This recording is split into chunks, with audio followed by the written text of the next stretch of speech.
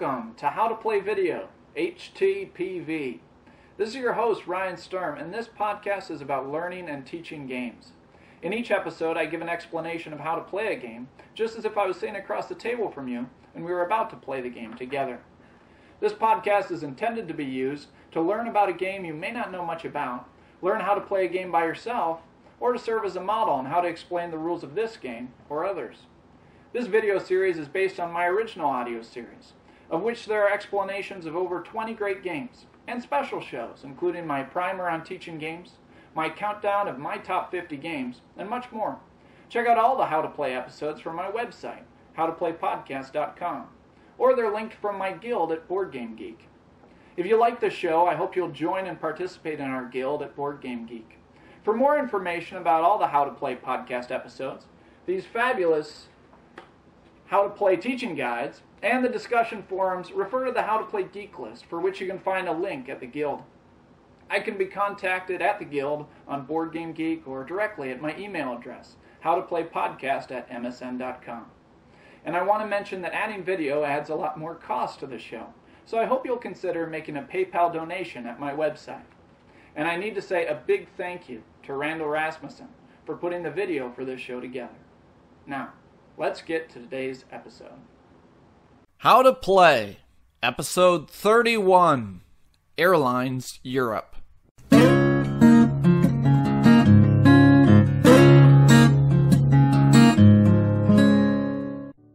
Hello and welcome to the How to Play podcast. And today we will be discussing the game Airlines Europe. And just so you're aware, I'm recording this in an unusual place this morning. I'm about to take my summer trip out to Minnesota to visit my family. I figured I would just record the introduction just to sort of get a head start on this episode. But the plane doesn't appear to be moving. I don't know what the problem is. So if you hear any strange noises in the background, that's what's going on. Welcome aboard, everyone, for this flight from Buffalo to Minneapolis via Atlanta. My name is Captain Smilin' Jack, and I'm wishing you all a pleasant flight. We'll be underway in just a few minutes. The cabin door appears not to be closing, so we'll have a mechanic over here in just a jiffy, and we'll be on our way. Oh, it appears I have a few more minutes, so I guess I'll just keep recording here. Hopefully this flight will leave in just a few minutes. Airlines Europe was designed in 2011 by the great Alan R. Moon. It takes what I loved about the game Union Pacific, streamlines it just a bit, and from 1990 with Airlines to 21 years later with a lot of tinkering and evolution, we have this fantastic game that I believe is going to become a classic, Airlines Europe.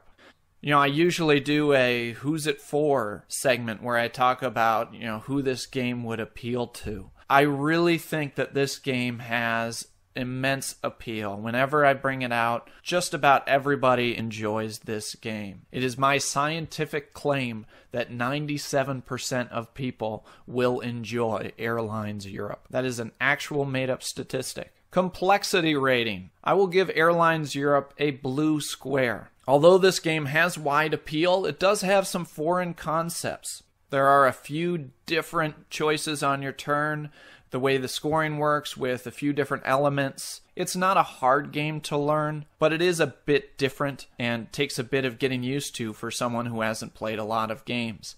It seems like this flight should be taking off any minute now. Hi everyone, this is your captain again, Captain Smiling Jack. It appears that our door mechanic is on his lunch break, and due to union regulations, we can't require him to come over right this minute. In fact, I hear that he has a delicious chicken salad sandwich, and if there's one thing you don't want to interrupt, it's a chicken salad sandwich. So after he completes that lunch, we'll be underway. Thank you for your patience. Well, it looks like I have a few more minutes, so I might as well get started and let's do the hook.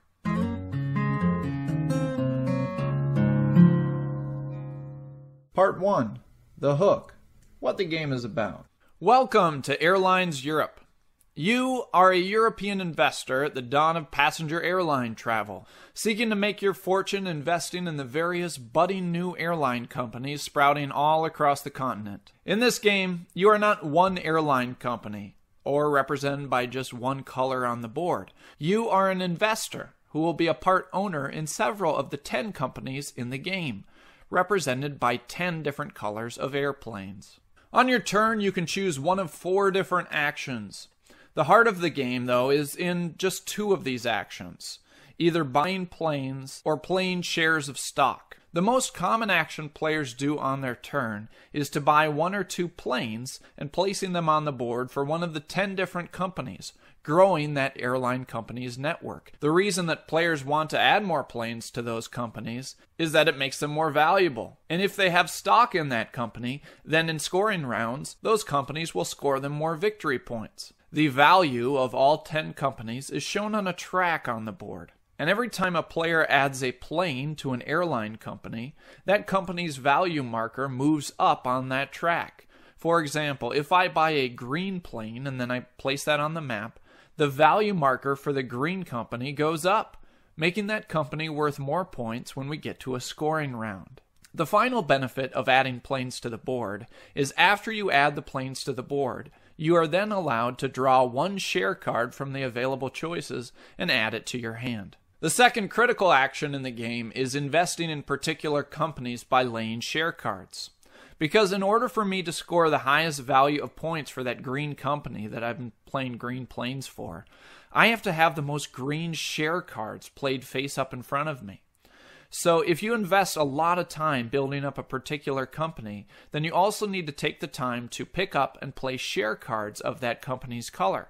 Or another player could swoop in, play some of those green shares, and steal some points from you from that green company that you've spent so much time building. So those are the 2 most common actions players will do on their turns.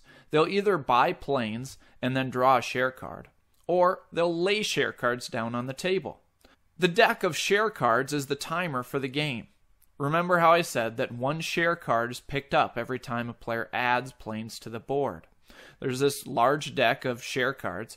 About 1/3, 2/3, and almost at the bottom are these scoring cards. And when a scoring card is revealed, the game pauses. And each company then awards victory points for who has shares in that company based on the amount of shares they have compared to the other players. We would look at the company value track, and on that value track, there are bands that show the number of victory points each company scores based on its value.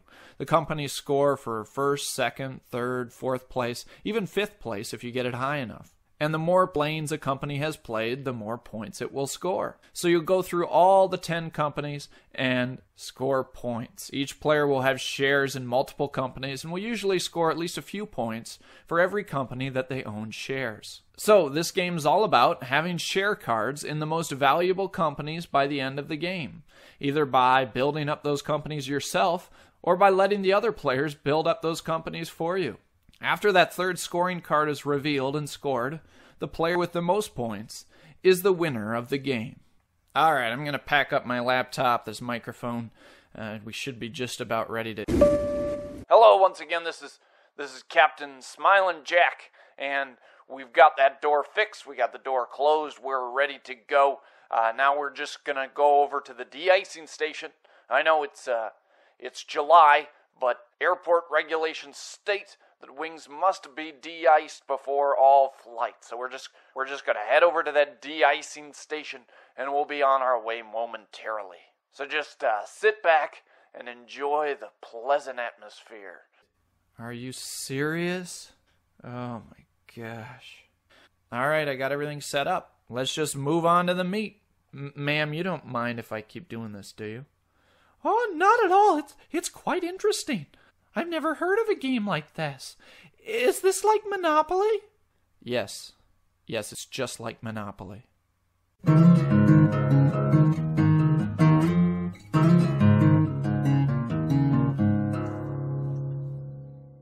Part 2. The meat. How to play the game. Okay, so let's get into some details. I mentioned there are 4 different actions for you to choose from. I talked a bit about 2 of them. Let's get some more details of those 2 and talk about the other 2 possible options. The game comes with these nice little player aid cards, and if you look at those, it shows you the 4 possible actions listed as A, B, C, or D. You will do one of those 4 options, and that is your turn. Let's start with Action A. You can see there, Action A is lay planes and draw a stock card. You can buy 1 or 2 planes, and then you get to draw a stock. Now, when you buy the planes, how much do they cost? When you look at the map shows a network of connected cities. The cities are represented by dots, and there are lines connecting those cities with 2 or 3 numbered circles in between each city. Let's stay with that green company. If I wanted to grow that green company, the green company starts at Stockholm. So I could play any of those routes from Stockholm that are connected to another city. I may, for example, go from Stockholm to Berlin. To do that, I'll buy a plane and place it in one of the numbered circles connecting Stockholm and Berlin. There are 2 numbers there, a 4 and a 6. That means the first person who makes that connection, their plane only costs $4. The next company that wants to make that connection will have to pay $6. You always must take the cheapest available numbered circle. So I would buy that connection for $4. And when I do that, the value of the green company automatically goes up by the cost of that plane. The green company has a starting value of 7 on the value track. I bought a plane for 4, and that will move it up 4 spaces on the company value track,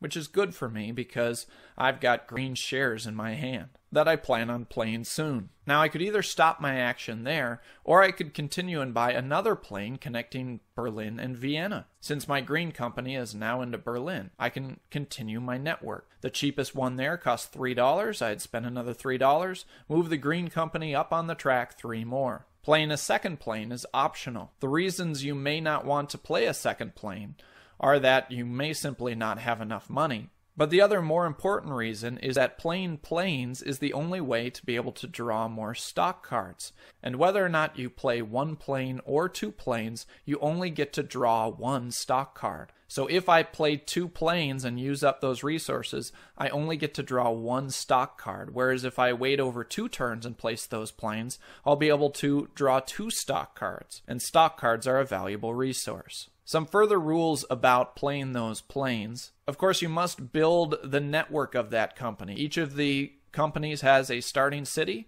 and you must build planes off of that starting city.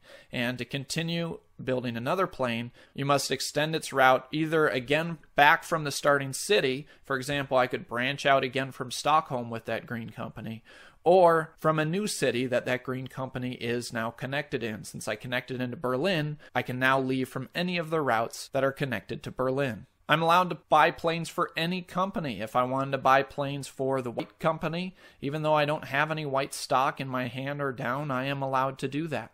I could split companies that I play planes for. I could play a green plane and a white plane during my turn. You must buy the cheapest available route. You're not allowed to buy the expensive route, even though you may want to make your company more valuable. That's not allowed. Though usually, if you look at your different branches, you may be able to find a different branch that's more expensive to increase your value more. The numbered circles, the number of routes, are limited, and it is possible to get blocked out of going a certain direction. If all the numbered circles are gone, you obviously can't go that way. Also, the number of planes for each company is limited. If a company runs out of planes, it can no longer grow anymore. So that's how you place planes. You choose a route adjacent to the starting city or adjacent to a city that company is now in. You pay the cost, you increase the value of that company, and then you draw a stock card as your reward for building one of those companies. There is a deck of stock cards, and there are 5 face up for you to choose from.